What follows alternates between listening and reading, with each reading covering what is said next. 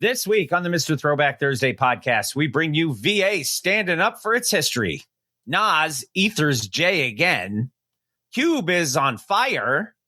Swizz is still wrapped up in a Malaysian mess. New music from our favorite hot topic. And a new artist of the month who will help you understand things that you can't see. What else? Let's listen. It's not just any day. It's Mr. Throwback Thursday. All you kids want to get on and shit. You are now about to witness the strength of street knowledge. I'll be damned. At the count of three, I want y'all to tell me the name of my DJ. 1, 2, 3. Poppers popping, the breakers break. The fellas say ho and the girls say hey. Give it up for the DJ, Mr. Throwback Thursday. And now, here's your hosts, Bill Winters and Mr. Throwback Thursday himself, Jamie Robinson. Once again, it is time for Mr. Throwback Thursday, episode 609, coming at you live and direct from your two favorite idiots, Bill up in New York, Jamie down in Virginia. How are you, my friend? How you doing? I'm well. I want everybody who is here live and everyone who listens in the recorded version to know how much I love this show and all of you, because my Jets are on television right now as we record, and I am not watching them. I am here with you. Which is saying something. They don't play on Monday Night Football very much. No, and why should they? Yeah, that's a good point. It's the garbage bowl. It's them against the Dolphins. Yeah, my thing is, I mean, as a Giants fan, I get a lot of that. Well, yeah, but see, as a Giants fan who lives in New York, you get to watch them anytime you want. Theoretically, yes. As a Jets fan that lives in Virginia, you have to rely on nefarious means to get your team. I pay legitimate money. Do you really? To YouTube. Oh, okay. So that I can watch every game, which is how I was watching the Sunday ticket's part of that now, isn't it? Well, that's what I pay for is the Sunday ticket. Yeah. Okay. Sunday ticket and Red Zone. And that's all through YouTube now. Yes. Okay. Yep. I thought Red Zone was going to ESPN. It was, but it's still there. Okay. Maybe next year that is, or later on, because I know they said that it was going to have commercials and everything, and people were losing their collective minds over that. Yeah, they were talking about commercials during Red Zone, whatever. Gail says record it and don't peek until the show's over. I cannot do that. I cannot do that with any sporting event ever. I have to watch it as it happens, or I don't watch it. I cannot, like the league, I cannot respect the pause. I have to know what's happening, especially as someone who likes to bet on things. Yes. So I need to know how my bets are going. Yes. Which will then tell me how the game is going. Yes. And determines your mood, I'm sure. It does. And other things. So. You don't want me sitting here going, what happened? What's going on over there? No, you don't want that. Nope. You want me here and focused, and that's why I'm here doing that. And here and focused would be on Mr. Throwback Thursday, and we have our standard menu of stuff this week. Yes. Anything else exciting happen last week since we last spoke? Aside from all the bets I've been winning and money I've been raking in. You've been doing okay. I've been very Columbia this week. Been quite Columbia this week. You know, and there was some Tiger and Bunny too. Because I had some bets that went boom. You had some boom, yes. We trust me, you and I. If people saw the text exchange between you and I, they'd be like, "What the fuck are these two talking about all the time?" Everything's a boom. It is. And then you had a little one, and I was like, "Poop," or something like that. Pop. No, Brian, this is not live. This is Memorex. Episode 609 has hip hop headlines this week. It does. I wrote them. We have Woo News, as we always do about that time. And it has nothing to do with any kind of soup. Oh, God. Was that not the funniest Woo News in the history of that segment last week? I was pretty good. I was pretty happy with that one. I went back and listened to that, and I was like, no, and you saw the way I put it in the write-up, yes. In my write-up. I was like, yes. More about you're in. You're in, yes. Let's see. After Woo News, we've got the one and done. We've got the record of the week. We'll tell you who the new artist of the month is. Which I'm going to guess you didn't know. I did not know. I didn't. Okay, good. I did not. I would have been like other level surprised had you known that. Not because you don't know hip hop, obviously. But I probably should with my eyesight being what it is. Yeah, this one for the general listening public. This one's a deep dive, but a quality artist with a lot of work. Yes. And you'll find out who that is when we get to the record of the week, because the record of the week is from the artist of the month, as it usually is for the first week of the month. Rare exceptions, we don't do it, but for the most part, we do. And old and the new from three of the greatest, two friends of the show, and one that I am trying so hard to do everything we can to get him on, and he just hasn't responded. It comes off of the upcoming album. Yes, which we're going to talk about as well. Because an album that we've mentioned in the past, but we're going to make that was mentioned on our show. Yes, by the producer. Indeed. Is it Curtis Mantronic? It's funny.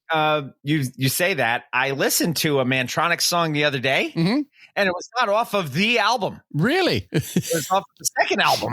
Nice. Okay. But that being said, yes, we're dragging ass. I always drag ass. You do. And just like John said, he may fall asleep during the show. I was about to say, Bill does that all the time, but we're trying to keep it moving tonight. Episode 609 coming right at you with some hip hop headlines. Would you please hit me with a little of that Triple H? Yay.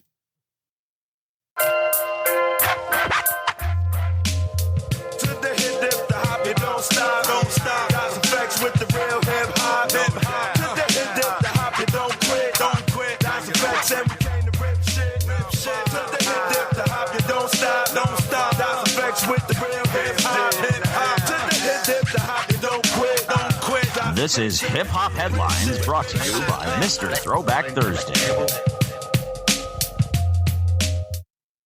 We'll get on it. It's your time.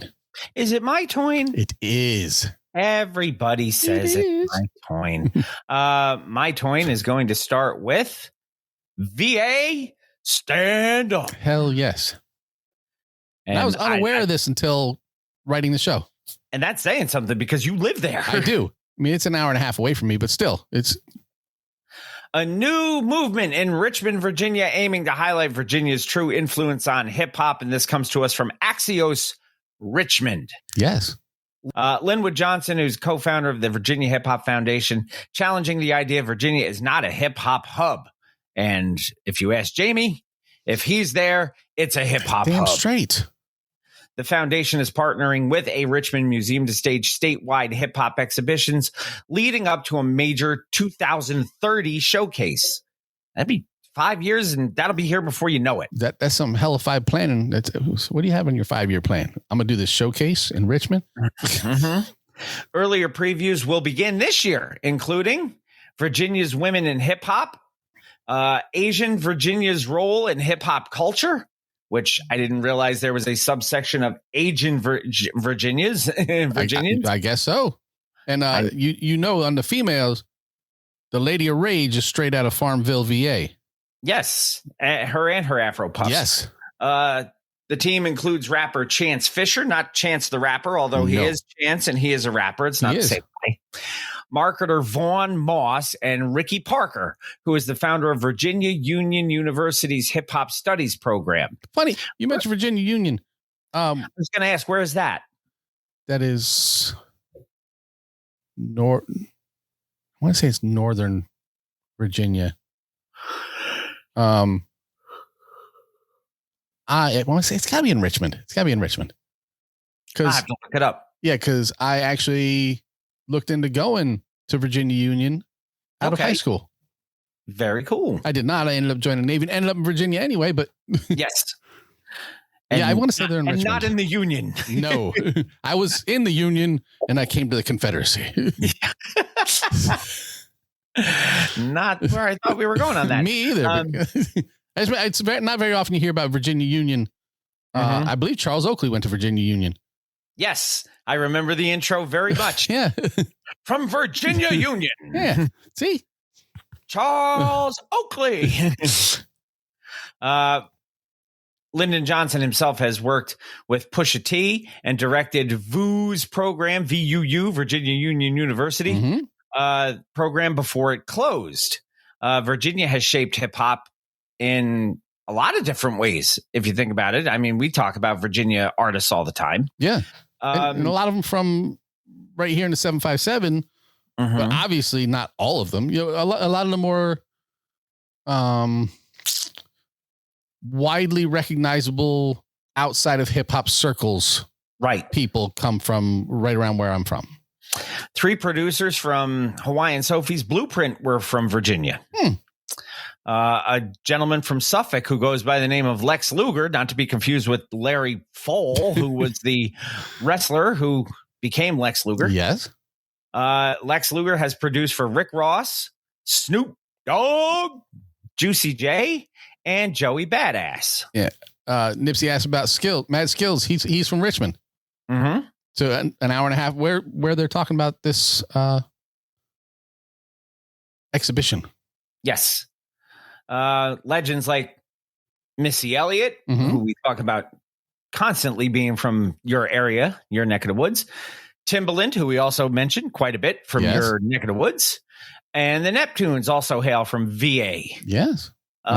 This new album. Clips also from Virginia. New album expect to be Grammy nominated, but who gives a fuck about a goddamn Grammy? Indeed. No, that new Clips album is badass. We have not yet played it on here just because it's on the list.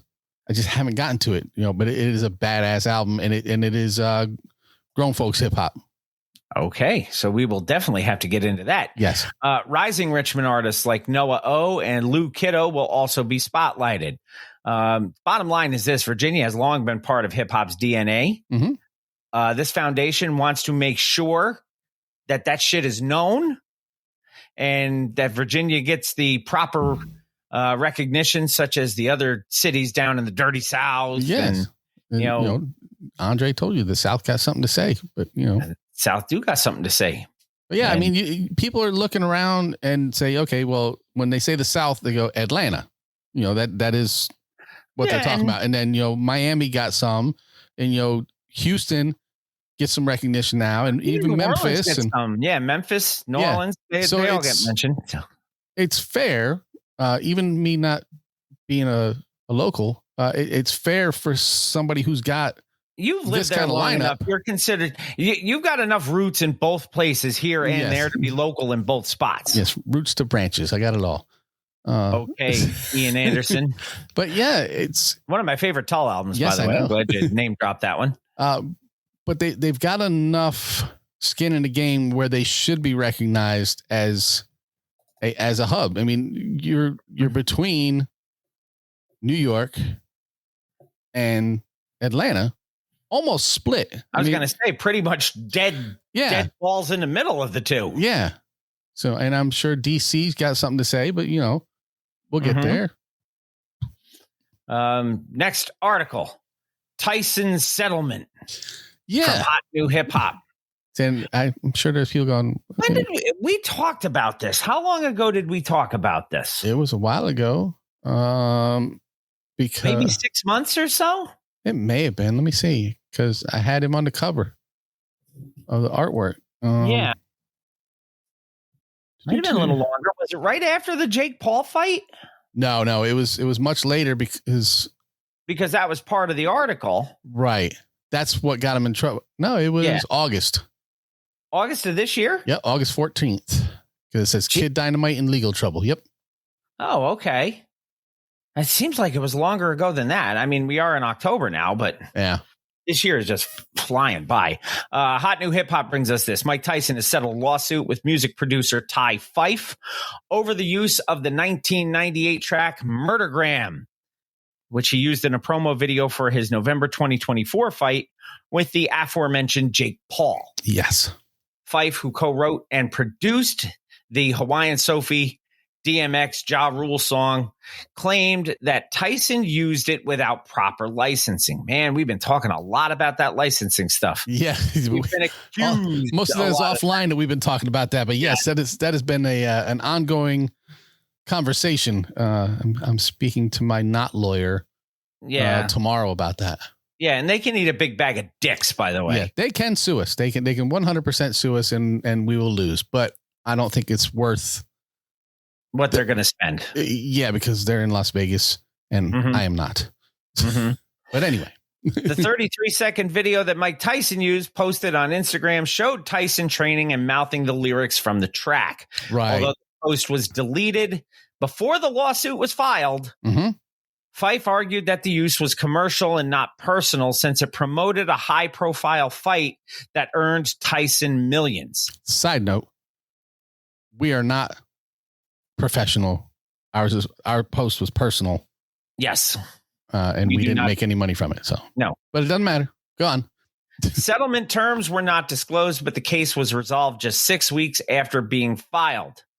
Tyson had even used Murdergram as his walkout song for the Paul fight. Yeah. I'm pretty sure that's probably not going to happen again. Yeah, no, that's especially in his next bout. He is going after Floyd Mayweather next year.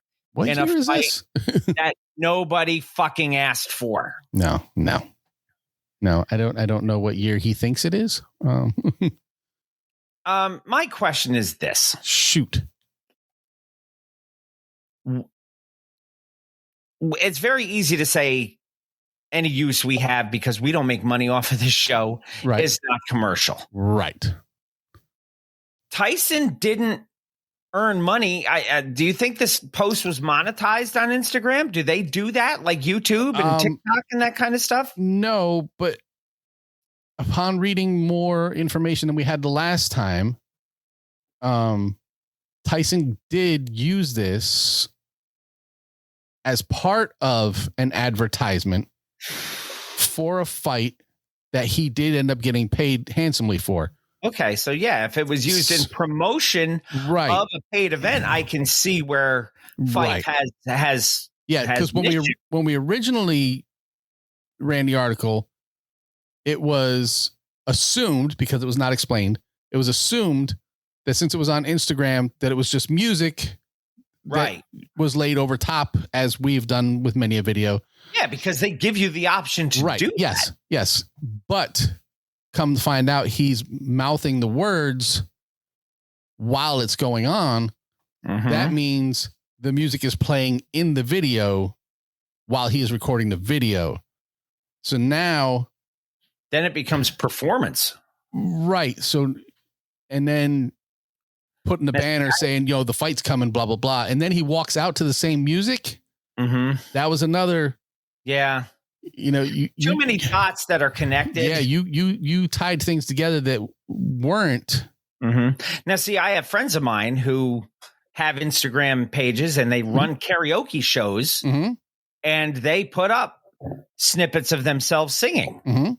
Now, I would assume that karaoke DJs or KJs or whatever you want to call them, I believe they have to have some kind of like a Creative Commons license or something. Yeah, some kind of specific licensing that allows them to use these tracks for that purpose. Right, because they are getting paid while playing other people's music. A DJ. I suppose when you buy the karaoke backing tracks, I guess that license is implied or is part of. I would think because otherwise the people who are selling to you could also be in trouble. Yeah, because but then again, the people who are selling it to you aren't necessarily the real bands either. Most of those karaoke things are recorded by studio bands. And they have just enough of a different sound to them that they can get away with saying, look, this is not the real thing. Right. But I'm kind of speaking out of school because I don't know the whys and wherefores on this. But that's a different animal than Tyson. Like you said, if it was playing in the background and he's mouthing the words. Yeah. Now it is part of a promotion, whether it was intended or not. Like if you're there playing the music and you're like getting yourself psyched up and somebody comes around with the camera and like, all right, Mike, go ahead. If they filmed him just like psyching himself up and then somebody else posted it. Well, okay. I'm sure he could. Yeah. But if he's there and he's promoting his upcoming fight, while playing this music, while rapping this music, while and posting it on his page. Yeah, a lot of, like I said, a lot of things get tied together that end up hanging you. Unfortunately, they get tied together too easily. And that seems to be, a pretty easy case for Fife to make. Yeah. So and from the looks of it, Mike's got enough money where he's just paid him off, was done, moved along. Theoretically, he's got enough money. And if he had enough money, why the fuck is he fighting Floyd Mayweather next year? Same reason. Get that money. Next article. And I sent this to you. Mm-hmm. And you were like, I didn't even see this at first. Ethered again. Yes. Actually, no. Did I send you this one? No. You sent me this one. Oh, yeah. I sent you this one. Yes. I sent you the one last week. Last week, yes. About Jay-Z being turned down. Yes. Yes. Nas, who? A native of Queens, New York. Indeed. Part of a partnership behind a $5 billion with a B, Mookie, dollar proposal to expand Resorts World at Aqueduct, the racetrack, into a full casino. Now, if you've grown up around here or if you've lived anywhere close to New York City, there was always Belmont and Aqueduct for racetracks downstate. Yes. Horses, people, not cars. Yes, horses. And then Saratoga, of course, upstate. Big horse track up there, too. We actually stayed right near there this day 4 years ago. For National Coffee Day, when we went up there to when Death Wish had the storefront. To not a sponsor anymore. Yeah. So the plan for the expansion of Aqueduct Racetrack includes live table games, including poker, blackjack, and craps. Because right now, most casinos in New York can only do those as electronic table games. Right. It's a weird. They can't be actual cards and stuff, which my wife says never play those electronic things because they program the algorithm to, basically screw you. It's got a required return to player number percentage that they have to meet. But when you get into racinos, which is, when you get into those, rules are different than International Gaming Commission casino rules. And I think it's because the racing is part of it, isn't it? I mean, it is because it is traditional horse race outcomes that determine what's going to come up on the reels. It's also going to include a concert hall, a sports academy, which I believe is going to be headed by Queens basketball legend Kenny the Jet Smith. Now, is that the same Kenny Smith from TNT? It is. Okay. Former Houston Rocket. On last Throwback Thursday, the state's Community Advisory Board gave unanimous preliminary approval for the bid to advance toward one of up to 3 casino licenses. And we talked about this with the Jay-Z proposal that there's 3 casino licenses available in New York State for the city. For the downstate area. Yes. This comes just days after Hawaiian Sophie's Times Square casino project was, as you said, ethered. Yep. Facing strong opposition from Broadway theater owners and local residents. Queensboro President Donovan Richards celebrated this moment, jokingly declaring, "Queens gets the money. Sorry, Jay-Z, we win again." Dollar bill, Joe.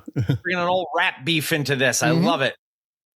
Nas' involvement highlights Queen's long-running role in shaping culture, both musically and now in gaming and entertainment. The process is not even close to being over. These things take forever to do.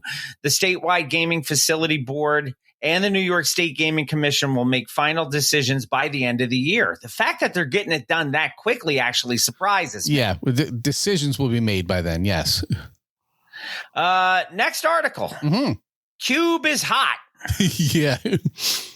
Speaking of, Hugo just sent me yesterday pictures that he took from seeing Cube, and they had the Goodyear blimp inside flying around the state. Not the Goodyear, a Goodyear blimp And it said Ice Cube's a pimp. I'll have to send you the picture later. Yeah. But shout out to Hugo for keeping me up on his concert going activities out west. Put that up on the pages too. Yes.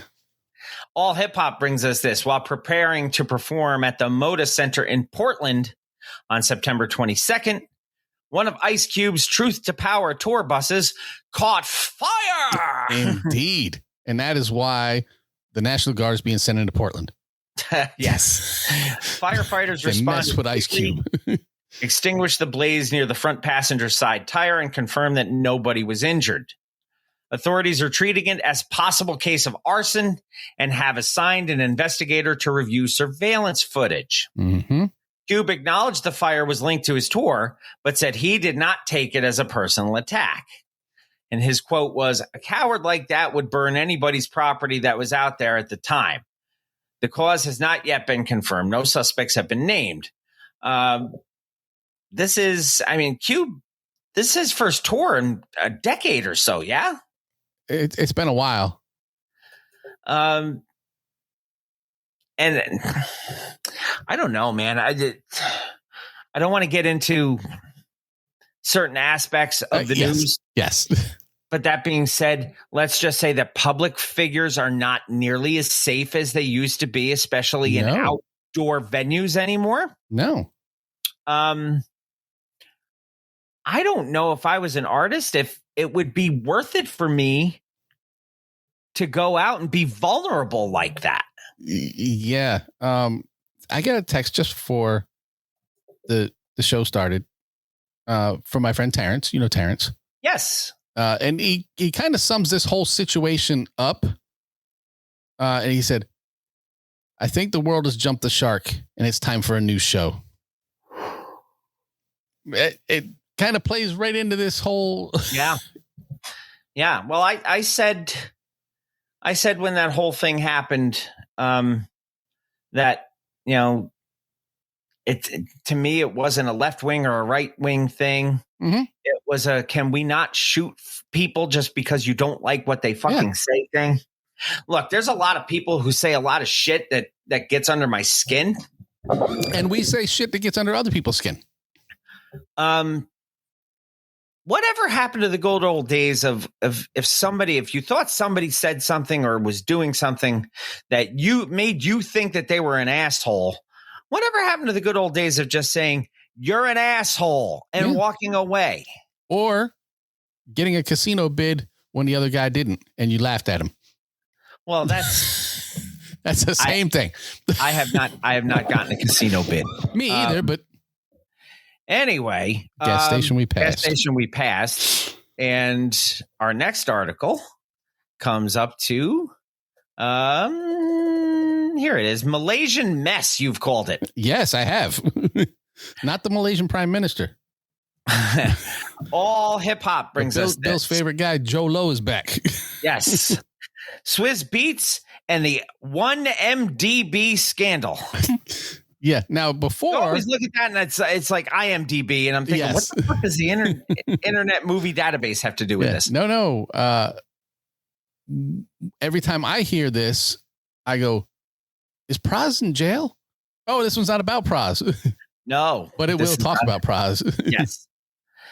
So the 1MDB scandal. Here's what's happening. A federal ruling. Let us know. 3 days ago, as we record, September 26th, a U.S. judge ruled that Swizz Beatz, real name Kasim Dean, must remain as a defendant in a $7.3 million with an M dollar lawsuit, Mookie. Yeah. Tied to fugitive financer Joe Low. The Malaysian Prime Minister. Joe Low. The infamous 1MDB embezzlement scandal. Is that the infamous Mob Deep? Is that the No, they have nothing to do with it. The 1MDB Mob Deep? But you know what? Maybe that's what it is. The one Mob Deep, bitch. Maybe that's what 1MDB stands for. The allegations are as such between 2012 and 2014. Swizz Beatz allegedly received millions in wire transfers from Joe Low and his network of offshore shell companies without giving anything in return. Yeah, so it looks shady. There are other assets involved. Swizz Beatz has already returned an Andy Warhol painting. Mm-hmm. He has resisted returning the 7.3 million with an M dollars Mookie in cash transfers. Yeah, see, that's... You can have the Andy Warhol. I'm keeping the money. Yeah. Doesn't look good. What'd you get that money for? According to the court notes, one flag transaction was labeled "Very day is your birthday." I think that should be "Every day is your birthday." You never know. That may be the way it was written. And probably from the Malaysian Prime Minister. And probably done on purpose so that it's indecipherable as anything other than just a nonsense word, which may throw it out of court. Who knows? Nobody knows. The judge said this was no valid business reason. Okay. Yeah. I guess the judge is Mr. Businessman. Maybe. The defense rejected. Court ruled that deadlines were paused due to adverse domination. Pause. Meaning that wrongdoers controlled the defrauded companies. So Are wrongdoers like a step below evildoers, or are they in the same category? Or meanwhile, the evildoers met with the wrongdoers. The case moves now into the discovery portion where Dean must respond in full. Swizz Beatz cannot be hiding. Yeah. So he can try. Joe Lowe is accused of stealing billions from Malaysia's 1MDB fund. There's other celebrities that are tied to the scandal, and that includes Praz. Yeah. Miranda Kerr, who had to return $8 million with an M, Mookie. Yes. Dollars in diamonds. Leonardo DiCaprio. Yeah, I remember that.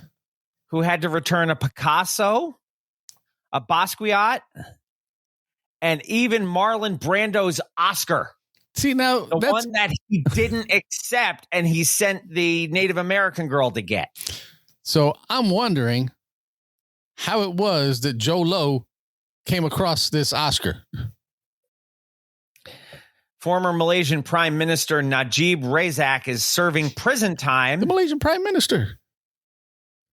And Praz Michelle of the Fugees was convicted in a related case. So, all right, here's the questions that they ask, and I kind of want your opinion on it too. All right. If they unknowingly receive funds that are tied to corruption, should they bear responsibility, or is returning the ill-gotten funds enough to relinquish any responsibility on that? It's like, look, if you give me laundered money and I don't know it's laundered money, right, to the tune of say, 5 G's, and it comes out this was not gotten legally. Sure. Oh, I don't want it. Here's your 5 G's back. Should that absolve me? No, because what if I didn't actively solicit it? What if it was given to me? Okay, so the Malaysian Joe Lowe comes and gives you $5,000 for very day be your day of birth or whatever. You don't already go, why are you giving me $5,000 for my unbirthday? You have questions. You know something's fucked up. You don't know why, and you be happy to get $5,000. I'm not saying, but you knew. You may not have known why it was wrong, but you knew something wasn't right because this dude's just handing you, and in these people's case, millions of dollars. Yeah, I mean, and that's to the trigger as well as the volume of dollars that are being, like, $5,000. I mean, but that doesn't help Joe Lowe in his conspiracy. No, so it'd have to be. And again, it may be a bad example, but I'm just using just kind of a basic thing. But for us, $5,000. So let's bring it up to 50. Bring it up to 50. Say even 50. Somebody's handing you $50,000 and says, hey, I like what you're doing with your podcast. I understand that it's expensive. I want to help you out. And you go, wait, you're going to give us $50,000? We don't make like $120 in a month. Right, what's the catch, first of all? Right. And Joe Lowe from Malaysia. And they're not going to say, oh, the catch is that I got this from swindling it from a foreign government. Right. But they just say, no catch. At some point, where does plausible deniability come in? It's not at the point where he hands you a giant amount of money. A giant amount of money, yes, but at some point, how do you determine what a giant amount? What if it's not 50 grand? What again if it's $1,000? Yeah, John has the answer. John has the answer, huh? You've heard of our podcast? People who've heard of our podcast are expecting us to give them $1,000 exactly. to listen to it. So. But yeah, no, it's a much grander scale. Yes. So you can say, that I understand. I was just trying to break it down to basic brass tacks. Right. But it's very different to be able to accept. Well, we'll even go to $1,000. It's easier to be able to wrap your head around somebody going, I would like to help you out. Here's $1,000, which is not chicken shit to us. I mean, $1,000 is money. $1,000 would take care of quite a few expenses for us.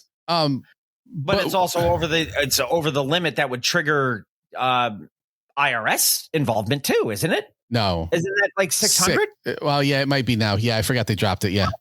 Only because there isn't 600 anything that you get from like a 1099 or anything PayPal like that. or yeah.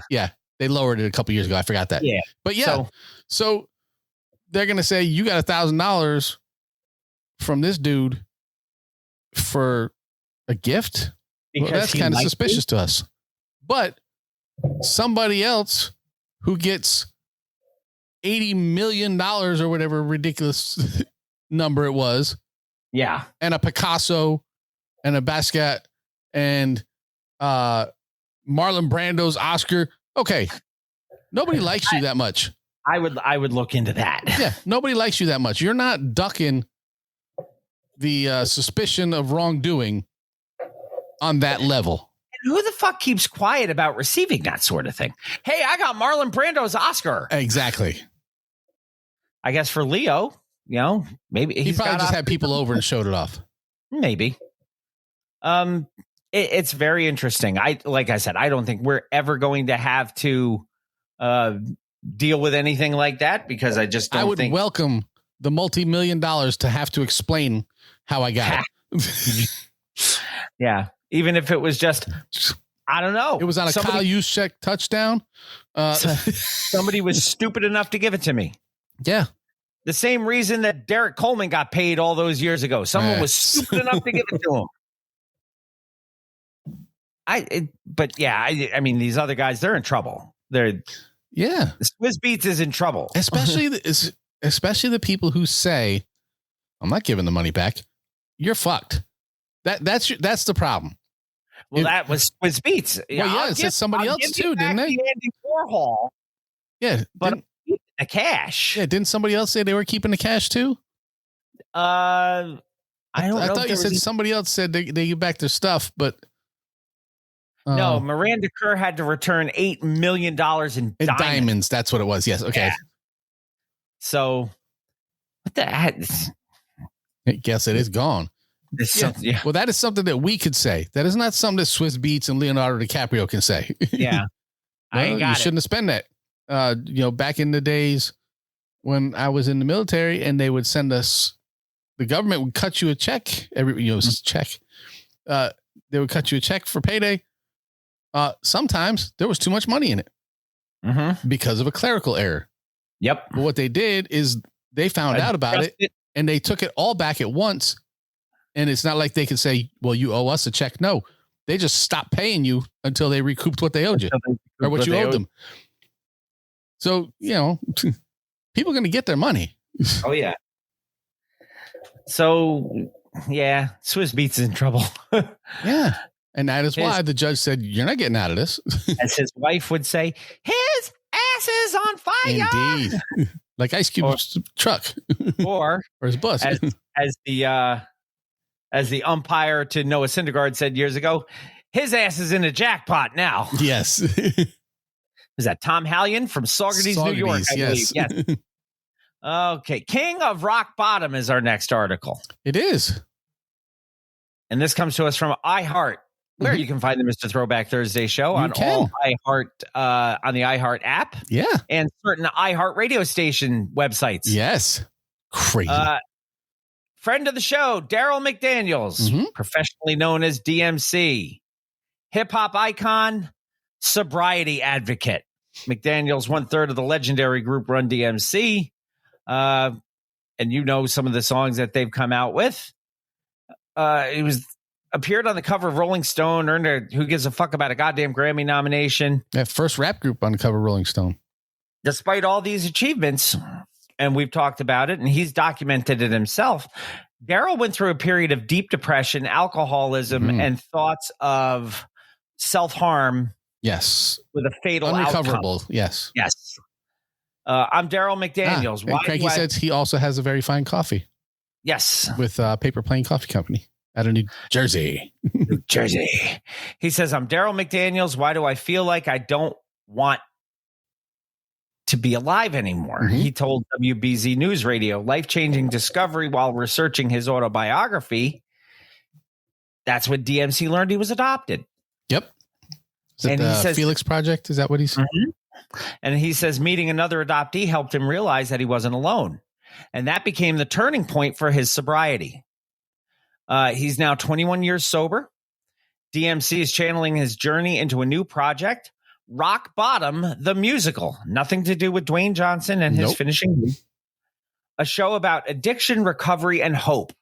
The project involves major musicians like Simon Kirke from Bad Company and Free, Tom Hamilton from Aerosmith. They've worked together before, Aerosmith and DMC. Yeah, back in the day. There's a little ditty they did called Walk This Way. Yeah. I got a little bit of airplay.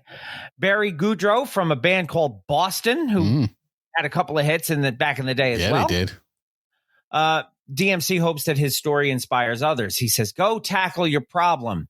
Your story will save people's lives. Yeah. Business Insider brings us this next one. Of all places, yes. Each one, teach one, I guess. Look, first, let me say, That's glad. a brilliant title, by the way. I am glad that he is using his time to help other people and teach them business. Yeah. Piss Dookie Sean Combs has launched a prison business course. Yeah, it's not like he's visiting prisons and teaching. No, he's already there. While awaiting sentencing at the Brooklyn Metropolitan Detention Center, Piss Dookie has created and taught a 6-week business course called Free Game with Diddy. That usually involves a lot of oil. Yes. The course has a 15-page curriculum. Teaches you how to be slippery. Legally in business. and non-legally. The course has a 15-page curriculum that's focused on entrepreneurship, personal growth, and business strategy. It's open to all inmates in his dorm with interpreters for Spanish-speaking participants. Nice. Now, at one point, Piss Dookie was nearly a billionaire with a B. He was. He called this course one of his most impactful and important endeavors, even more than his music or his business success. His lawyers highlighted it in court filings to argue for leniency at his sentencing coming up, I believe this Friday. I know it's soon, yeah. Yes, it's October 3rd. I think that's day after tomorrow. That is Friday, That is tomorrow as you're listening on Thursday. He was arrested, of course, in September of 2024. A jury has cleared him of racketeering and sex trafficking charges earlier this year. He's been found guilty on 2 counts of violating the Mann Act, M-A-N-N. Not the M-A-N from Family Matters. The Mann Act deals with transporting individuals across state lines for prostitution. Prosecutors expect to recommend 5+ years in prison. Gail, teaching yoga.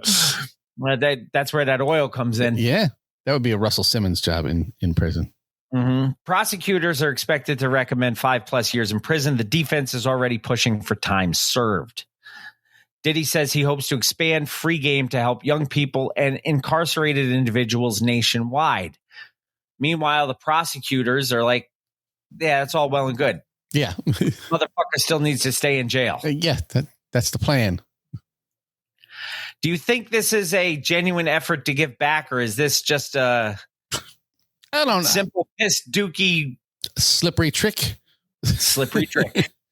That's what he called the prostitutes. But I'm hoping that it's, well, while I'm still here waiting, let me try to help people out. But I've not heard a lot of stories of piss dookie helping people out. Would it make it a little bit more acceptable if free game is what he's calling it was expanded to outside prison walls? I think it would make it. I think it would legitimize it a lot more. I think too, if he spread it to at least the rest of the prison, possibly other prisons throughout the city, the state, whatever, and had representatives. I'm not expecting him to come in and teach these people, but if he's got a 15-page plan that he's written up, course, I think this is something that he could spread, to help people who could get out someday. It's a crazy question. Should he open it up to the prison employees, or should it just be for the inmates?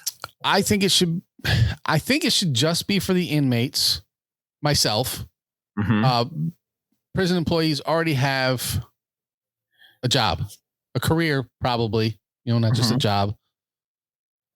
This would be something for people who will be getting out, and maybe people aren't going to hire them because of their. Yeah, there's a lot of people who won't hire those who have records. Right. So this is something that could help people get up and get moving on their own. Gail made a point of saying, what about women's prisons? Yes, most definitely. That's what I said. Prisons. Yes. Yeah, I'm not so sure I want Dookie involved in anything involving a women's prison, considering what he did to get where he is. Right. No, I don't think he should be doing, but it's his 15-page course, if it's expanded or not, whatever, that could be taught by others who could go in there and run it. I think that's a good thing for those people who are going to get out. And like you said, maybe have been there before they had a profession. Maybe they had jobs, but they didn't have a career and don't know what they're going to do when they get out. Because again, there are people who will not hire them just based on their past. Right. I think that's a good thing. Do I think he should get any leniency in his case for doing this? No. I think this is completely separate. This should be one of those things you look at and go, we're glad that you're doing this for other people. I think it should be part of his punishment, to be honest with you. Yeah. I think he should be required to do this. If he's developed it, make it a part of his punishment and say, you need to have X number of people go through this course, and you need to show that X number of people went through this course. That's giving back to the public good, I don't know. I don't. I don't know how they would. Would you want to be, though? Would you want to be a prisoner who is coming up for getting out in like a year, 2 years, whatever, and know that this guy is only here, or you're only getting this information because this guy is being punished? And I wouldn't put any stock in the training if I know that it's not a genuine thing that somebody has created for me and people like me. If it's something that was being taught or instructed under duress, I'm not putting as much stock in it as somebody who's doing it to help people. Even if it's just the 12 people that are sitting around him every day, he wants to help them because they're looking out for him, whatever. Mm-hmm. But you should be able to take that information that he's giving them, and it should be forfeit to the prison system to be taught, that could be his give back. He gives that 15-page to someone and says, this is it. I've already given it to these guys. Go ahead and teach it to everybody else. I'll accept it. As we come to the end of hip hop headlines, and now. Oh, yeah. I forgot about this shit. New school news. Hit me. Hip Hop Wired brings us Drake rocked a $15,000 Chanel lederhosen at an Oktoberfest event in Germany. Lederhosen. Germany. Drake. $15,000. Naturally, the internet had jokes. The man is balling. I don't know if he was free balling in the lederhosen. I don't need to know. Don't want to know. Nope. I don't want to know your pain. I don't care to know your pain. I've been peeing straight for years. You can do that in lederhosen. On that note, I'm glad you picked up what I was throwing down. On that note, yes, that is enough of that shit. And we will take our first break of the evening. And when we come back, we'll have Woo News. Then we'll get into some music on Mr. Throwback Thursday, episode 609. Watch this, clap your hands to the beat. This, clap your hands to the beat. Yo, what's the deal? This is AG, one half of Show NAG, and you're listening to my homeboys, Jamie and Bill, on the only classic hip-hop podcast that matters, Mr. Throwback Thursday, DITC for life. Party, throw those L's up. Let's go. With the giant, that'll be a miracle whip, so everybody crowd around, and let's all get down to the soul clap sound. So pump your fists. 1 2 1 2. What's good, yo? This is Ghostface straight from Staten Island, New York. And right about now, it's time for Woo News with Jamie and Bill. Y'all know what it is. Get it correct. Mr. Throwback Thursdays, Jamie and Bill. You know what I mean? On Woo News. That's what's going down right now. Y'all check this out. Exclusive. Peace. The RZA, the Jizza, Raekwon, Master Killer, Inspector Deck, You God, Method Man, Ghostface Killer, and Old Dirty Bastard. It's now time for Woo News with Mr. Throwback Thursday. Shimmy, y'all. Welcome back, Mr. Throwback Thursday, episode 609. It is indeed time for Woo News. Couple pieces of Woo News for you this week. Starting with, from Rock the Bells, Dynamic Duos. And we have talked about this project a little bit here and there, multiple times. It's happening, man. Yeah, things are taking place. There's a new single been released from this project called Look At 'Em. It is featuring Clifford Smith Jr., professionally known as H-O-D, man. As well as Redman with Eric Sermon, of course. It is a funk-heavy Eric Sermon production where Meth and Red bring their classic tag team chemistry together.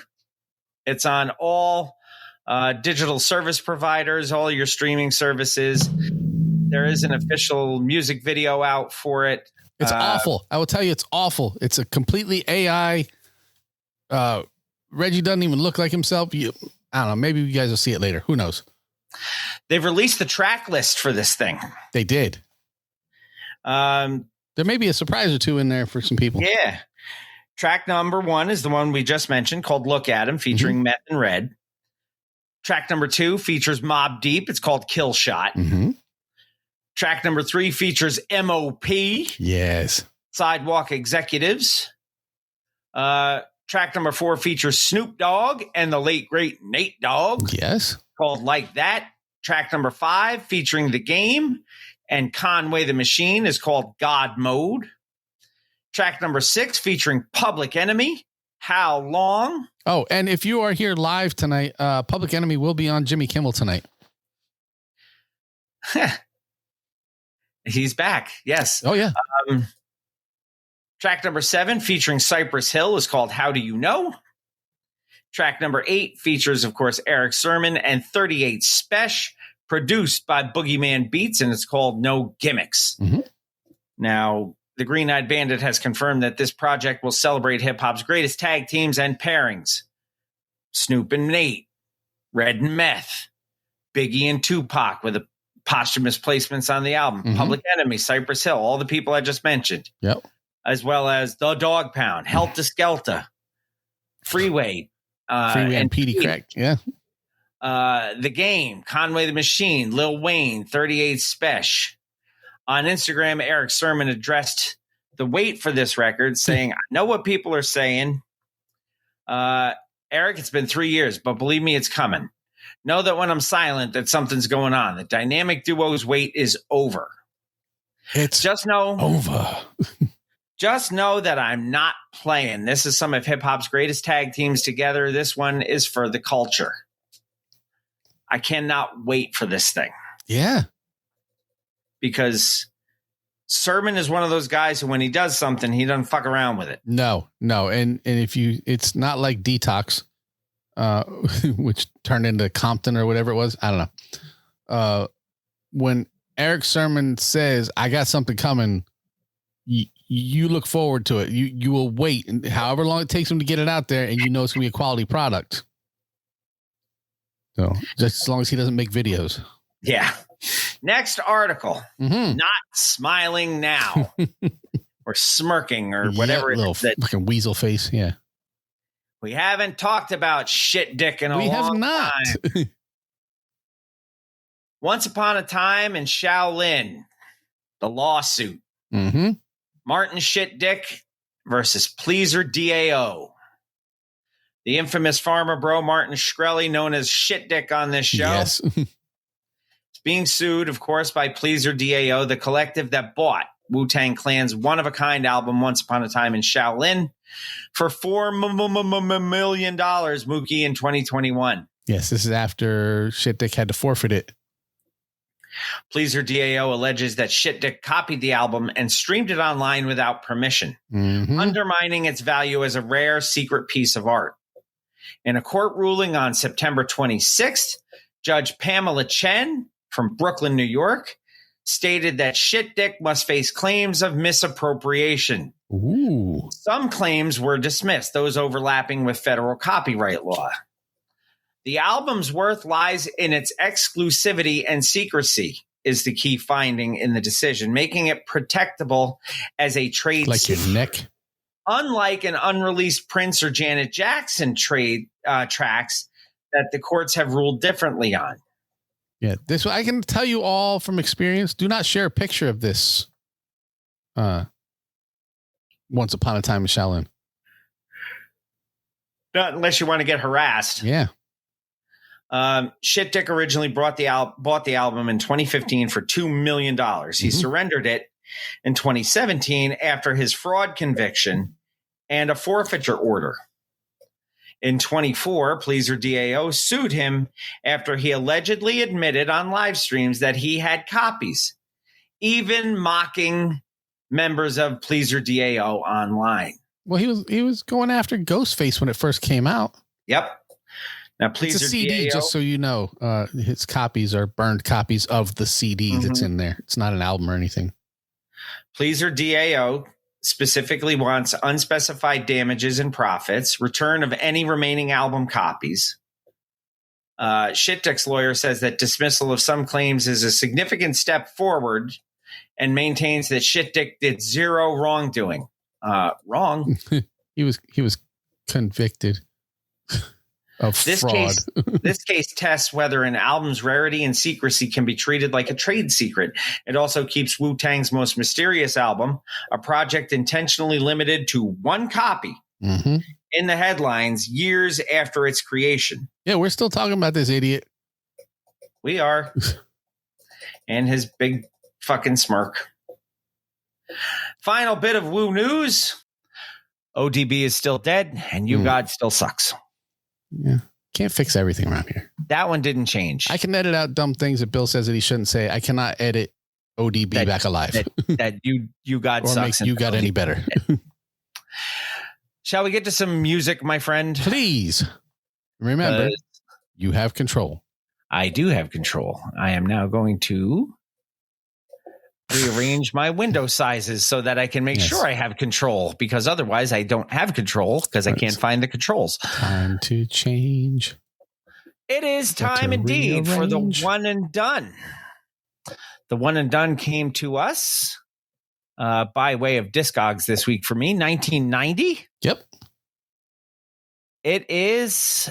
I don't think it's a true one and done. It is under the name ISIS. Under this, under this name. I do know the artist has something else. Lin Kuei. The name is ISIS. Yes. And it's spelled exactly like. Well, yeah, before anybody else knew about that one. Yeah. There was this one. And prior to that, wasn't it a Saturday morning DC or Marvel thing? Sure.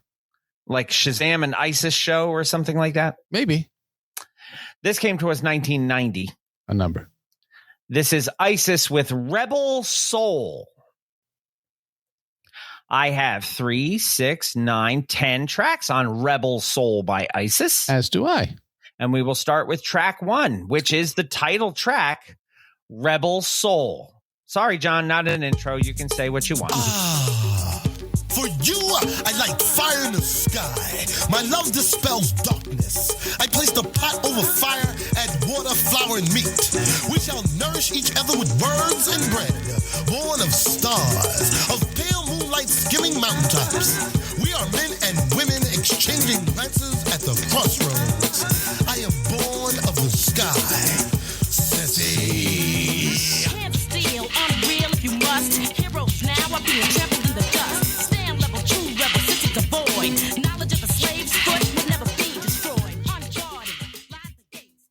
You hear that X-Clan come in. Yeah.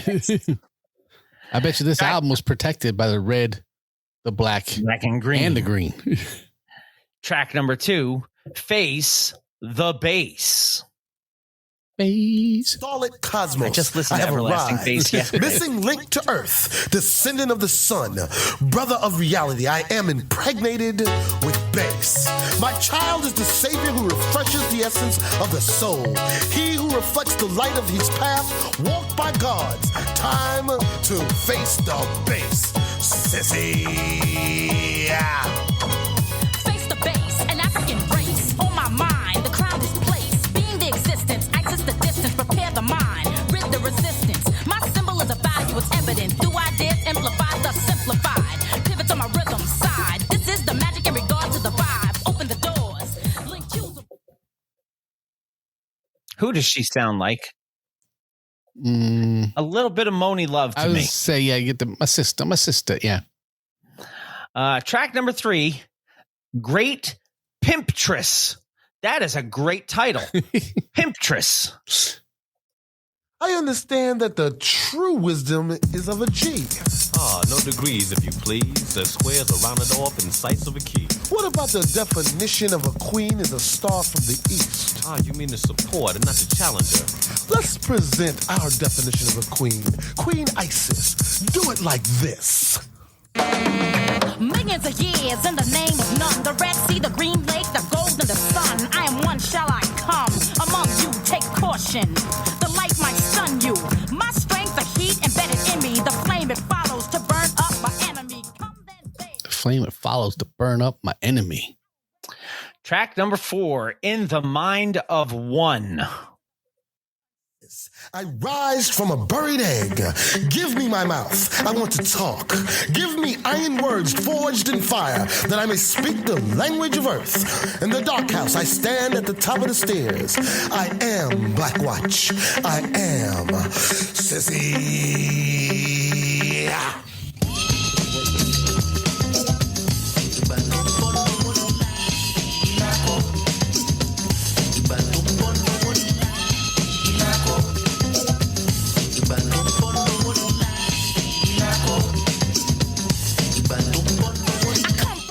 You don't even get to hear Ice on that one. Track number 5, Hail the Words of ISIS. Open your eyes, what's on your mind?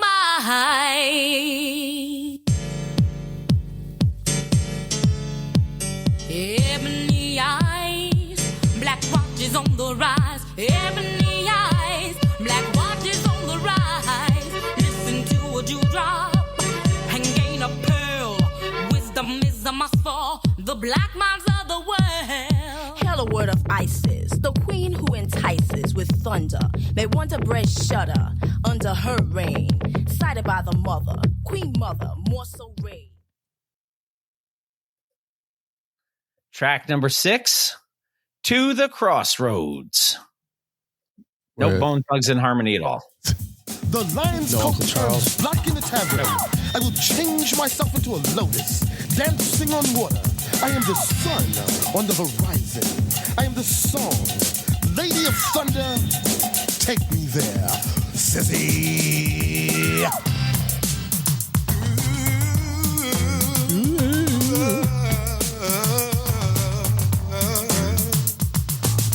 Lin Q, Lady of Thunder, woman of Malaysian in the face of a vulture. There you go, Lin When Q. I speak, the voice is a roar, and then the vibrations rattle teeth of men. Lady is the will of life, you learn. What goes around comes around, so let the wheel turn. Queen of the faith, the fortune, the doom, the destiny that lies from... Track number 7, The Yes. Power of Myself is Moving. This is the Professor X, the Yes, we know overseer. Professor X. We've heard you all As out. I glide and reside in the hutch of this meteor, seeking the goddess Isis, preparing myself to step to you in blackness. The mission, the crossroad. If you dare. A touch of love towards the black, a load and a half a set on my back. I would self, though not alone, vainglorious. From African bone, the relationship between heart and mind flows from my mouth, but in your mind not. Vainglorious. I was going to say, I hadn't heard that word in a while. Yeah, you got Professor X on the intro. I'm surprised. Track number 8, The Wizard of Optics. Not the wizard, Cool Keith. Pimping is easy. Conscious of our African descendancies. Let's do this like Marcus. Some hood said we can't do this. Let us evaluate the risk. Us gorillas in the mist. Ready to check your game and don't miss. Uh-oh. ISIS. Feed me, lead me, teach me the math. To the east I go, African dance, warpath. Driven by the pounded drum, we have come. Now tuned like silence. You ask where I come from. A full serpent circle where the pyramid lay. I'm darker than night and give more light than day. Darker than night and give more light than day. Track number 9, The House of Isis. Open. We pass through and the door shut. Then the house vanishes into the night. The straight road twists and twines behind us. Beneath a night without stars. We walk on unfamiliar ground. ISIS, but we have come. This is the scrolls of the untold. The house of the black and the bold. It's a black thing on the house scene. This is a step to my African dream. Hip hop and house, the alliance, ISIS. Now here comes the science. You want to step in?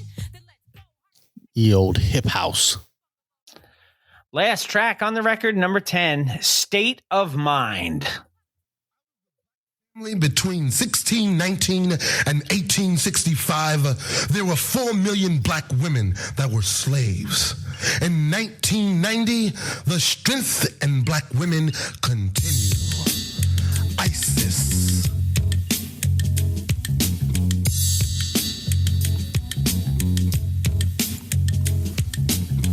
These words must be taken in a deeper sense, evoking a mentality quite different. In what dimension is the other man seeing? Black is a state of mind, a state of being. Qualities, associations, and relations. That is your one and done for episode 609, Rebel Soul by ISIS. Indeed. No charting action or singles off of this record, as far as I can see. So, It not a bad record.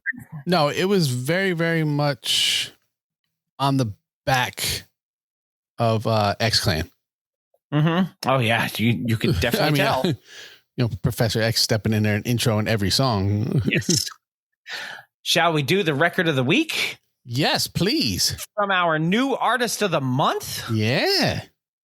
The record of the week. See if Nipsey comes out for this one. Because, like, if there's anybody out there watching currently, he's the only one I think who may know this artist.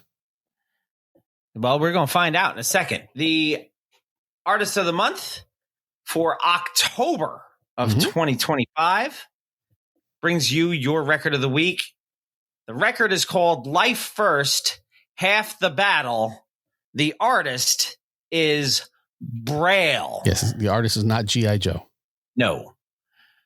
And this record came to us 1999, a number. Mm-hmm. I've got 18 tracks on this record. As do I. Did I send you anything about Braille? You did not. So let me just go here and see if I can't get a little bit of information about Braille. Braille, other than being a language for blind people. Yes. Real name, Brian Winchester. Mm-hmm. He's a member of Lightheaded, Acts 29, 4 Days in Geneva, A Beautiful Eulogy.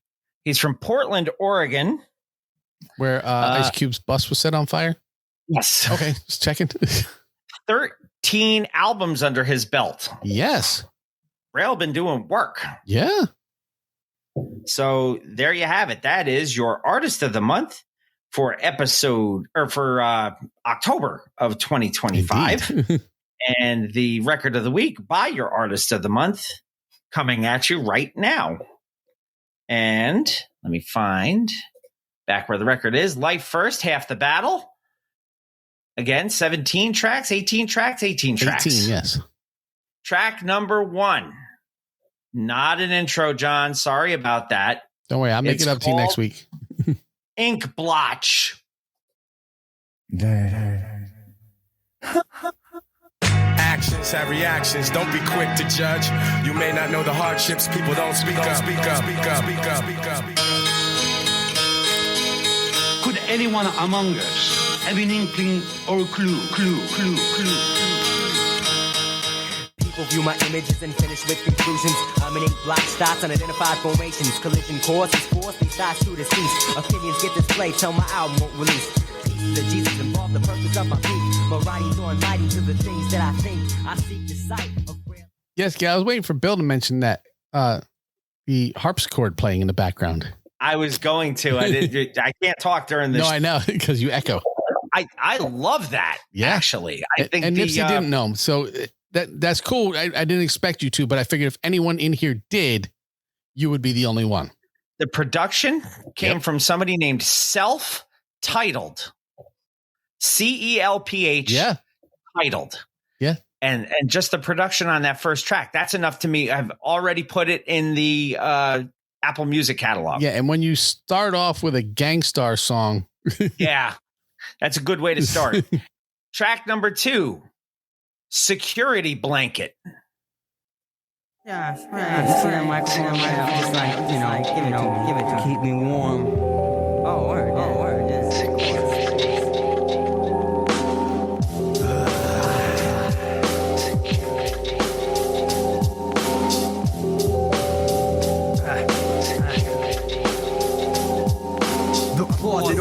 Something about Zorro's mass stimulates the perplexed proximity I animate is the identity you emulate. My words penetrate the ear I perpetrate. My mic regurgitates my pleasures with hiding. The crisscross stands enhances meditating. I'm on the DL as I strike with dauntless lighting. Writings in my journal, counting the shades of black. I argue with myself till I know it's safe to rap. There are times where his voice tone sounds Rob Van Winkle-ish. I can see that, yeah. Just the voice tone. Yeah. But, man, this is sharp. Uh-huh. Track number 3, Half the Battle. That is kind of the title track. The title track. Half the Battle. The idea has become obnoxious. I watch the clock as I practice. Time slips through my fingers quicker than I thought it would. Okay.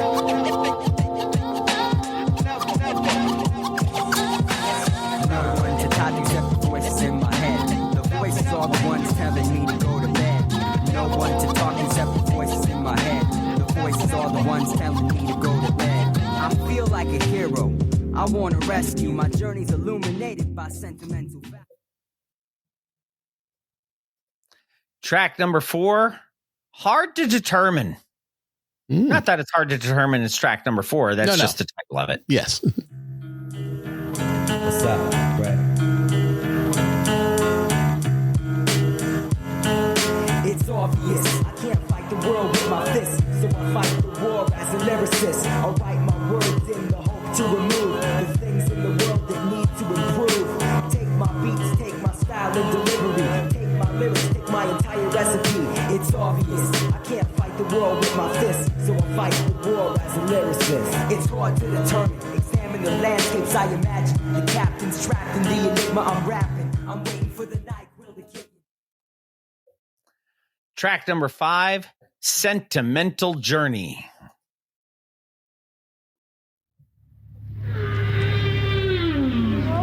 Where my wolves at? Here, go where your mind pulls you. Sometimes one man has to split into 2 pieces so we can go 2 directions without missing out on the details. It's all sentimental. It's all sentimental. Do it for a reason and let that reason shine through. Subordinate to my coordinations, coordinates, dominance with inordinate names. Attach my eyelids and invisible innocence. They hang around like ornaments, dissolving in substance with captains. Carlos Santana in the background. Kind of sounded like it, yes. Track number 6, Forgiven Advantage. Boy, these titles are kind of eclectic too, aren't they?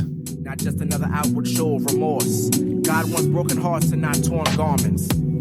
Sadisty complete portraits portrays orphans. The incognito orbit forfeits. Strict guidelines build thick walls and thick scores that think too quick. The illiterate district mistakes make redundant. Men ignorant digital cannons with telepathic sediments of evidence. Regurgitating testaments, corrosive habits. Neglect the armaments precisely consistent. Omniscient habitats surpass contrast attack.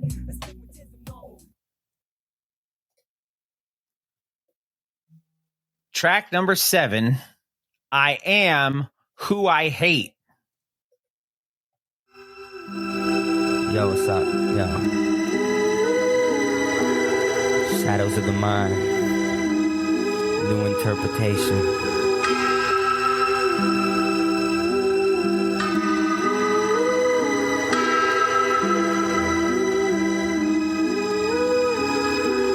Trying to ignore what I'm trying to hide. I say the center of attention till I'm cross-eyed. Foresight states, stories, orders, options. Lonely like prisons, focused on concoctions. Abductions, float, twitching bodies. Projected 10 times, normality. Enthusiasm exalts at a cemetery.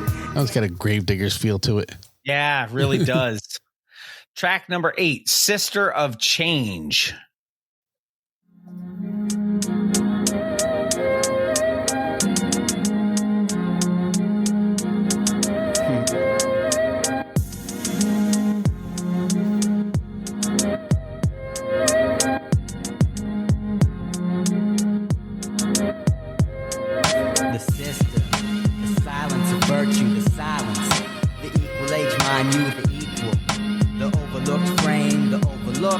The sister of change, that effect that never rubs off. An egg-boiled horde always ends up soft. Track number 9, Feedback. Top of the head. I just can't do it. But anyway, Ethic's about to flow. Ethics from Cave Wonders. This ain't a microphone brave enough to give me feedback. Yeah, Cave Wonders, that's my group. We're working on an EP right now. Ethics. This ain't a microphone brave enough to give me feedback. Ethics got a single coming up, so look out for that. Until then, here's a little sample of what you can do. Yeah. This ain't a microphone brave enough to give me feedback. Round of the response day, given time to motivate. There ain't a microphone tough enough to give me feedback. I really am. Gail likes this album, so do I. This is really, really good. This is a great artist of the month. You should go listen to all 13 records of this guy. Track number 10, Gullet Gambit. I wanted this to be like, ill.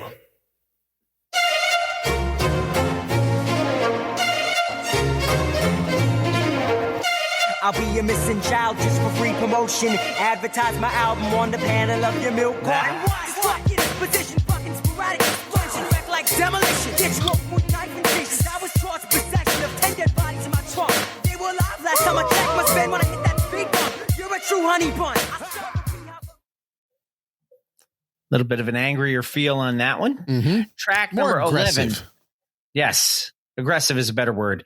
Track number 11, Abandoned Island. The cheesesteak was great. You're goofy, dude. Cast me away to an abandoned island. Braille will graduate if the rapture's in 2000. I clash with expectations, never match your predictions. I lack supplies and oxygen. I start breathing gas. Idiots try to redeem and bring that oxygen back. I breathe and cause combustion on the track. My track record goes back to trash cans filled with facts. When I was in public. Track number 12, Homesick. Right in the hotel in New Jersey.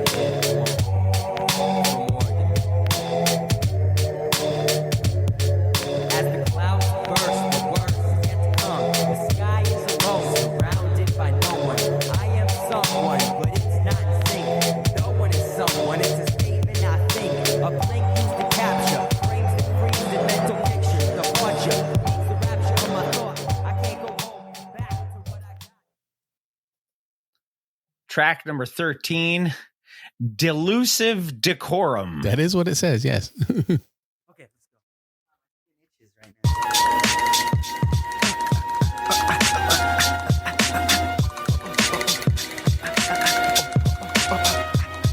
I arrive to unite all those that serve Christ. The nation of 35 working together to save lives as the days go by. We must continue our watch, help each other collaborate and share all of our thoughts, experience held in a matchbox, ran up fires in sackcloth. Transmit monumental rhymes to John Louis to make the future shot. Lead into an ink flash, don't misinterpret the smudge spot. It's all official, it's all official as the legacy continues to be a daredevil. Track number 14, No Alien, No. Just Ant Farm. If you follow a light down a dark path, the path can go anywhere, eventually leading to a dark end. If you are the light, you are the path. Identified by an ankle bracelet, placed in head equipment specialized to make me forget. Be quiet, I benefit, observing my past. To go against the grain and watch the world behind the glass. I can't adapt, perhaps my flesh makes it hurt. With the segregated colony, digging in the dirt. There's just so many different styles on this record. I am digging the shit out of this, man. Track number 15, Molasses. Oh, I know it's on there somewhere. I don't know what you're talking about. We can begin. First of all, let me say that I have always been curious about those things which makes the average person's blood run cold with fear and horror. An abundance of punching and coverage. Oh, Alfred Hitchcock. Stop it, man. This guy's lost. He can't help it. He never had. Visit the cryptic picnic, quick to grip your clavicle and push down on it. If you can't afford to pay homage, file for welfare to support it. Logic can't walk the magic carpet without strings attached to it. Eating molasses out my asses. I knew you'd find it, you fucker. Track number 16, Wait for the Drums.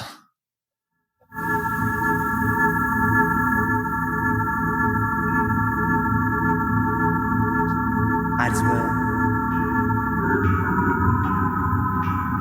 Wait for him.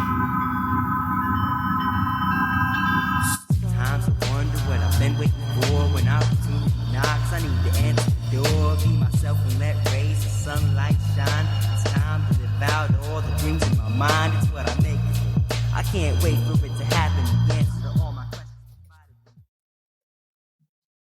Track number 17, the other part of the title track, Life First.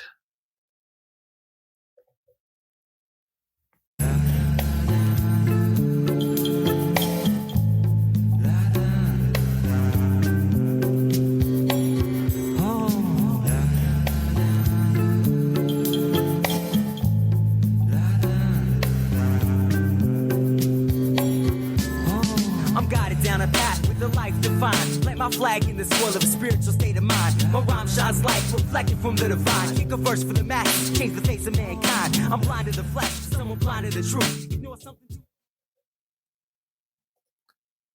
Final track on the record is just something called Untitled. I have, for John, I have Untitled, Unlisted Outro. Okay. I just have Untitled. Yes. It's so sudden. You know what I mean? It's so sudden. Footballs.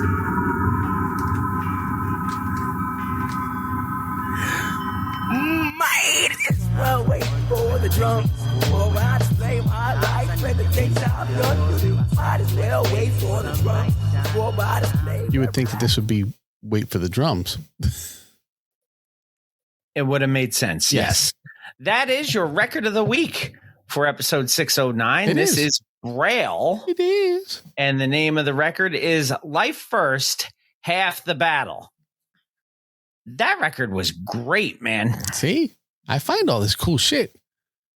So enjoy this artist of the month for the remainder of October. Yes. Of 2025. Braille, your artist of the month with Life First, Half the Battle. We'll remind you the one and done was ISIS with Rebel Soul. We do have an old to the new. Oh, yes, we do. I almost just said that, and now I will say it. Please do. We have an old to the new, and we referenced it earlier in the show. The old to the new comes to us from friend of the show, the Green-Eyed Bandit, Eric Sermon. He teams up with... He's just on a production on this, but yes, he is listed as the primary artist. It's part of his record. Yes.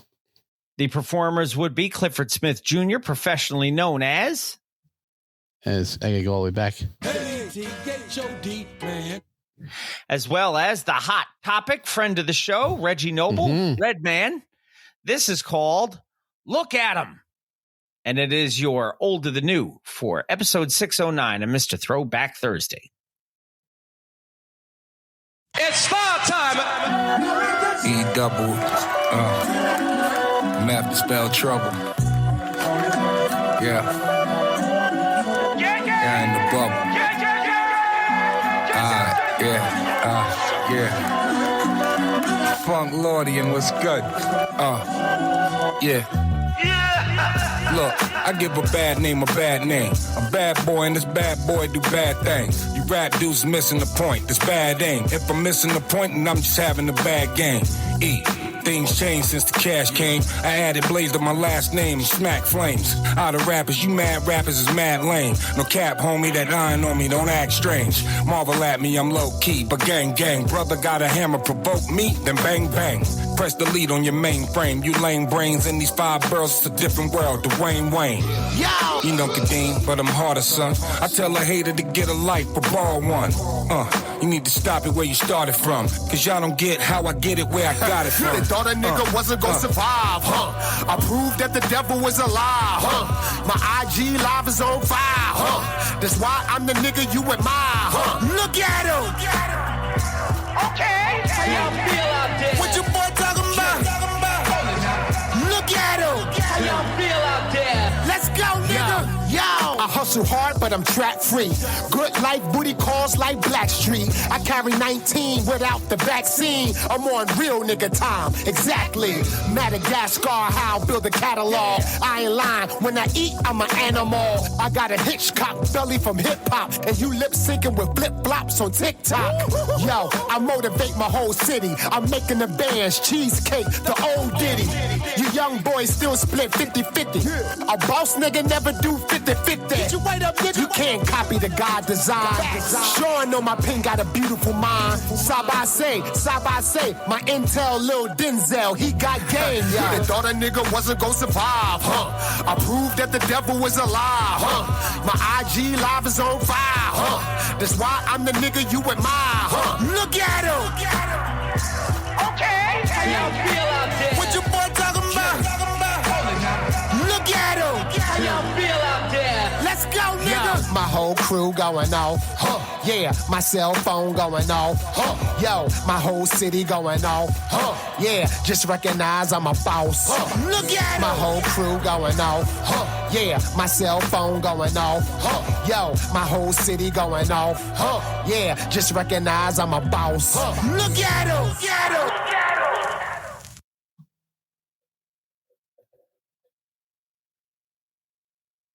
Man, not enough meth on that track.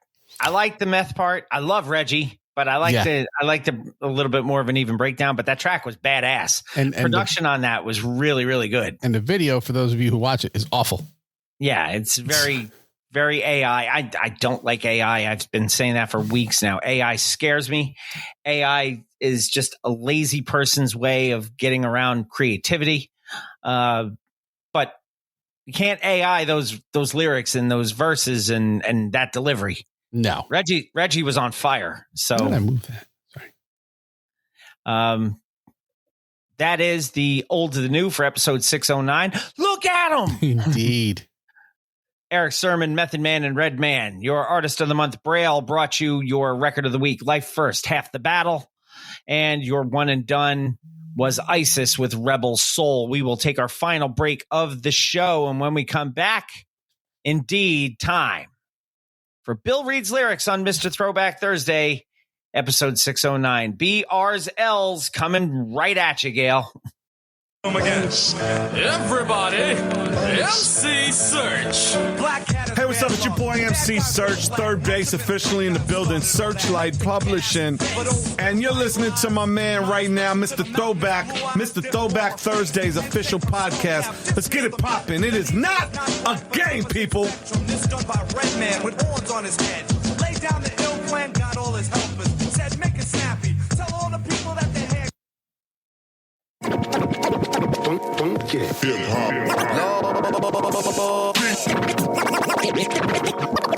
But it starts with Bill. I'm Bill S. Preston.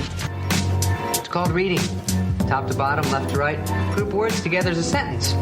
Take Tylenol for any headaches. Midol for any cramps. Most people probably don't listen to the lyrics, but they should. Welcome to Bill Reed's Lyrics.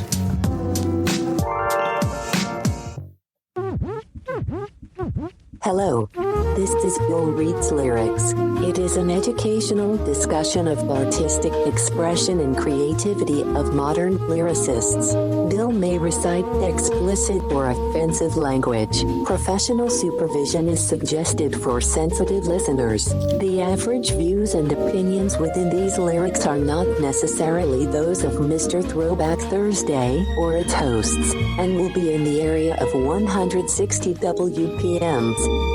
We hope that you will find our presentation precise, humor heavy, and just right. Thanks. Thanks. Back, Mr. Throwback Thursday, episode 609. It is indeed the properly disclaimed Bill Reed's lyrics. Yes, because if we don't disclaim it, Bill gets in trouble. I do, yes. Not anymore. No, not anymore. Because determined that those who may be offended outside of our normal listeners aren't going to be listening. More than likely, yes. Yes. If they do, they should know what they're getting into. Exactly. But in the meantime, and in between time, I'm going to head over to the private shiz at where I already am. Well, that's good. And then I will send you this. Oh, God. We talked about him last week, didn't we? We did. That's what made me look. Okay. Where am I going? Verse 1. After intro? Well, yeah. I mean, you could do intro if you want. It doesn't matter. You can do the chorus, too, if you want. I don't care. Yeah, you know what? I'll do the intro. Why not? It's the only intro we had tonight. So, John, you'll like this. So, intro. Yeah. and with no type of ado, if you will. Is it dirty? Yeah, it's dirty. Nasty at that. So, yeah, it is. Little Grover style-y, whether nearer or further. We will cue that motherfucking piano. Yeah. Dirt nasty motherfuckers. Check this shit out. It's like this. Yo. First of all, my dick is small, 3 inches hard, 2 little balls. When the lights are out, I stick it in her mouth. She said, I don't smoke Virginia Slims. I wear a rubber if it fits. Shit. But they don't make condoms for baby dicks. Maybe it's time to buy the pump. But every time I stick my dick in, I come. Ugh. And my last girlfriend was a stripper. Bitch had beef curtains. Like throwing a hot dog down a hallway. If you want it all day, don't call me. Nope. But you can call me Itty Bitty Swizzle Stick. Even Mini-Me started laughing at my little dick. Please, Lord, tell me if you're listening. I'm tired of having stage fright in the men's urinal. Ugh. Baby dick. Itty bitty baby dick. Baby dick, baby dick. Baby dick. Itty bitty baby dick. He got a baby dick. Quality lyricism from Dirt Nasty. You made me read the term swizzle stick. Am I going to get sued now? If you're referring to ice cream, yes. I don't think this was referring ice cream. Then you're okay. All right, then. John wants to know when you're going to start reading the lyrics, man. Ha, ha, ha. Is Bill in like a real world confessional? Is that what you're thinking? And this is where Bill usually says, I don't mind when you stare. It's when you squint that I get pissed off. Hat is changed. All right, then I would appreciate it, and I'm sure everyone else would too, if you would take us to fuck home. I would too. Mr. Throwback Thursday, episode 609, brought to you in part by our good friends at Def Rugs. DefRugs.com, Facebook, Instagram, Twitter, all at Def Rugs. Handmade, high-quality, hip-hop themed rugs from the original Rug E-Fresh, Marshall Fox, and his business associate, the guy who brought you the old to the new. Indeed. The green-eyed bandit, Eric Sermon. Get yourself a Def Rug and enjoy a Def Rug today. Our good friend Heather Lent up in Schenectady, New York, the proprietor of the Bittersweet Candy Company, and that makes her... She makes candy and chocolate that is handmade, small batch, different, and... delicious. Check them out on Facebook and order at bittersweetcandy.com. It's a good time now. Throwback. Yeah, it's very good time to cool now. Down. Use our code Throwback and save 10% off your order at bittersweetcandy.com. Melted Mics at MLTDMICS, meltedmics.com.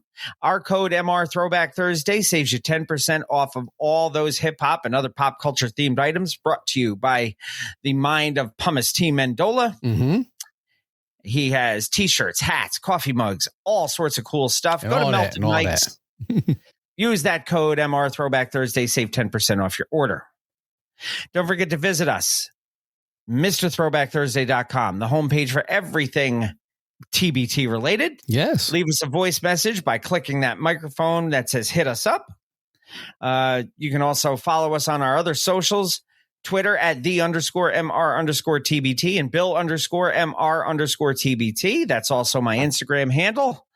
Jamie's Instagram, MR Throwback Thursday.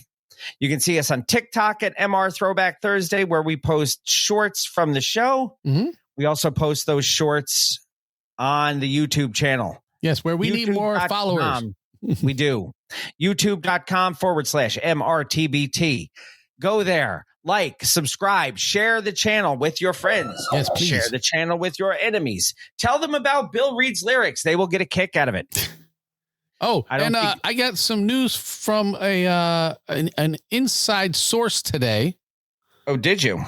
That there is a very, very, very good chance that our new mugs with this medallion right here. Yes. Could be arriving next week. Nice. And in that shipment, should I say, if you will, in that shipment, there are 3, count them, 3. One of a kind. Very cool. Keith Says mugs. Very cool. They will be raffled to pay for our legal fees. Yes. Because we may need to pay some legal fees, and we would like to have the funds to do so. We're not going to pay any legal fees. Fuck that guy. I have to prepare for all contingencies. I understand that. Fuck that guy. Yes. But yes, there's a very, very good chance that when I return from New Jersey, that they may be here, or they may be here very shortly thereafter. And when are you returning, sir? Sunday. Very cool. So we are on our regular schedule. Yes, I would have let you know ahead of time. Okay. I kind of thought so, and I didn't remember you saying anything. Nope. So I try to plan them away from show days, but if they happen to fall on show days, I alert you as soon as I can so that we can schedule ahead of time. I'm actually going to see a concert. As people listen, I am going to a concert tonight. You'll be in Atlantic City. I, as you're listening, will be preparing to go to the Bardavon Theater in Poughkeepsie, New York to see the Robert Cray Band. Nice. So I'm very, very excited about that. We saw Lucas Nelson about 6 weeks ago. I don't know what that is. That is Willie Nelson's son. Oh, that is why I don't know. But I can't get you to go see Grandmaster Flash and Large Professor when they're in town. I tried to get passes for that. Yes, but you didn't go anyway. No, because I wanted passes for that. Large Pro was just at a record store. And that was more expensive than the Grandmaster Flash show was. That was in the same spot that Toastface Gorilla was in years ago. The vinyl room. Yeah, right across from the Wagon Wheel. Dude, they were charging like $55 a person for that. But you could have gone to the Wagon Wheel and gotten pizza. Well, I do like pizza. Yeah. I will say that. Where did I leave off? I don't know. The social media network. Yes. all the socials, YouTube. Twitter. Go to YouTube Instagram, and like us. YouTube. Yes. YouTube.com/MRTBT. Like, subscribe. Yes. Hit that subscribe button. As I've been watching these videos, you're supposed to tell people to smash the subscribe button. Smash that subscribe button. Yes. And then click the bell so you're notified. Yes. That would be nice. Yes. I could put up like a graphic on here and it would like a Hulk smashing a button, but I don't do that stuff. I don't care. Meanwhile, Hulk smashed. Indeed. But anyway, do what Jamie said. Smash the subscribe button. Yes. Click the bell so that it lets you know when we're comments. On. Yes, please. Engage. Yes, share, please. Whatever. Or Sonny. You could do that too. One of them's dead. Yeah. So we would prefer that you were not dead. Hey, are we doing a foosball this week? Not at this point. We're like 37 hours into the show. All I know is that I beat the shit out of your son this week, so I'm happy. And I stepped on Felicia's neck. You did. And okay. Oh, by the way, I saw Ronnie this weekend. Did you? I did, yes. So he looks very happy. Always great to see Ronnie in person. Indeed. And once Ranger season starts, he's probably coming over to the house to him and Maggie will come over to the house and we'll probably have some food and some beverages and watch some hockey. Yeah, maybe Maggie may not. Who knows? Indeed. Yeah. No. What the fuck was I going to say? I don't know. Before Ronnie. Foosball. Yeah. So Felicia, as we all know in the league, Felicia is the taco of the league. She tends to forget that she's even in the league sometimes. But this week she saw that Jaden Daniels was hurt. Yes. And Daniels in command. And she went out and she acquired Aaron Rodgers. And the apostrophe that goes with it. Yes. And she, after the waivers went through, she forgot to start Aaron Rodgers. So I went and put him into her starting lineup for her after games had started, because I was playing her and I did not feel it was right for me to kill her with an incomplete lineup. Right. So the rest of you don't win or lose on your own. Yeah, you're on your own. I understand that Felicia is Taco, and sometimes things happen. And it was against me. It wasn't against any of you. I would not have made that change if it was against any of you. Since it was against me, I felt the need to make that change. Don't go calling me because you're stuck in traffic and can't check your lineup and say, hey, I need you to put this person in. Not going to happen. No, all I know is, like I said, I might have set a record for points I've ever scored in a week this week. I don't quite know how, but I'm at 161 points. That's a lot of points. That is a lot of points. I have no idea how many points I had. I got major. I could have gotten more too, but I had the wrong tight end in. I thought Mark Andrews was going to have a big week against KC, and Kyle Pitts had a big week against Washington. He was on my bench. So I could have had another 9 points in here. I could have been up to 170. I had Woody Marks on my bench. He had 25.9. But he won you money. He did. That was a rough pick. That was yeah. So I'm glad for you on that. Me too. So congratulations to those who won, those who lost. We'll go over foosball next week. We will. Let's see. So I believe it's shout outs time. I think that's where we ended off here. Shout outs go to Gail Dunmeyer, Manny Baez, Sarah Henderson, John Henderson, Hugo Gonzalez, Sanket Patel, Clay Arsenault, the Shrieking Warrior, Jennifer Buchanan, Jason Heath, Jessica Walker, Shane Hatley, Ahoy Mateys, Captain Ricky Schnarr, Mr. Cranky Pants, Brian Hollenbeck, the legendary Kevin Van Buren, Robert Jeffroy, Kate Harvey, Catherine Liska, Wanda Calamia and Gunther, and Lion Lindwoodell. They get shouted out every week because I got 5 on it. Or more. And because they're paying our legal fees. Yes. Want to get your name mentioned every week? Become a patron. Go to patreon.com/MRTBT. Friends of the show. Don't forget 1980s now. Will, Cat, and John. Anthony Imran, Rug Boy over at Jock and Nerd. Talking Ty at What's the Word with Brooklyn Ty. DJ B, the hardest working turntablist in the world, on itsfreshradio.com and the Fresh Radio app for your phones, where you can get the world premiere of each episode of our show at 9 p.m. East on Wednesday nights. You can also go to Wild One Radio at 7 a.m. Eastern Standard Time on Thursday, as well as all podcast hosting services. Yeah. And once again, if you listen to podcasts somewhere, well, you probably aren't hearing us. We're not there. You're probably not hearing us if you listen somewhere that we're not. But if you listen somewhere and we are not there, email us, message us on social media somewhere so we can get there. We need to know. Yes. Because we need to go. We need to be aware. Because we have legal fees. We may. I'm preparing. So I'm going to the casino. Until next week, my friend, good luck at the casino. We will see you next week. Take good care of yourselves and each other. Wash your hands. Wash your butts. Rest in peace to the Mets season. Good luck to your Yankees. Thank you. Until next time, keep it classic. And like Cool Keith said, don't press star for Pathmark. I'll be home after dark. I'm tired of Pop-Tart. And always remember, new school stale, old school fresh.